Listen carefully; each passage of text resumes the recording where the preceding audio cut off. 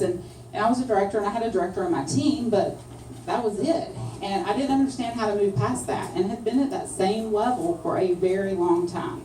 And so maybe some of you are sitting here today at the same place I was. And so me and my husband had a long talk through a lot of prayer and trying to figure out what to do. I made the decision that this is what I wanted to do with my life.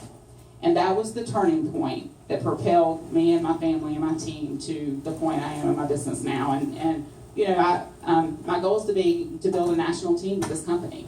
And I have never believed, like Barbara said, more than ever, you are in the right place. This company is doing big things and going big places, and you're in the right place.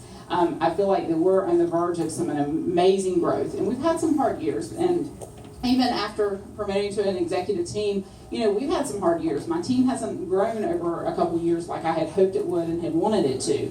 But I really believe we're there, and I'm really excited about what's to come. So you guys are in the right place. So looking at how I was going to make this change and how we were going to get there, I really had to change some of the things that I was doing.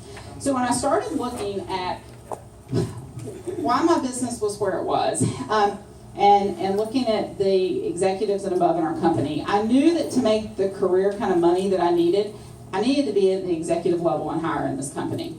But I was in no place to do that. Remember I told you I had kicked my show schedule back and not been doing a lot of shows? Well, at this point, we were in August, and I had not done a single live show all summer. My little boy was about to turn 1, and this is where I had really made the decision that, you know, I was going to do this as a career. So I had to figure out what to do. I had no shows on my calendar. I had just come home from conference. And I had done catalog shows over the summer, and we made our director qualifications, but didn't really have the business to build an executive team at this point. So August 1st, I had 0 shows on my calendar. I had 1 director on my team, and both of us had very small teams. So I had to figure out what to do. So I knew the first place to start was with a show schedule. So I called everybody I knew, and I just got really determined to get my show calendar back on track. And I closed August with 5 shows, held 5 shows. I closed September with 9 shows, and October, November, and December, I held 13 shows each month. So then my personal business was back on track. So once you make up your mind to do it, you can just do it. I mean, it doesn't, those of you that are in the LEAD program, I talked to some last night, and I know some of you don't have the bookings on your calendar that you need for this month, but I know a lot of you, you've made up your mind, and you're going to do it. And I can't remember who I talked to. They said I have my 8 host coaching forms, and I'm not leaving and going home until all 8 have names on them. Yes, yeah, that's Susan. So I know you guys are there and you're ready. So when you make up your mind, you just do it. And that's what I did, and I got my show calendar back on track. So at the beginning of that next year, and I need to catch up with my notes here.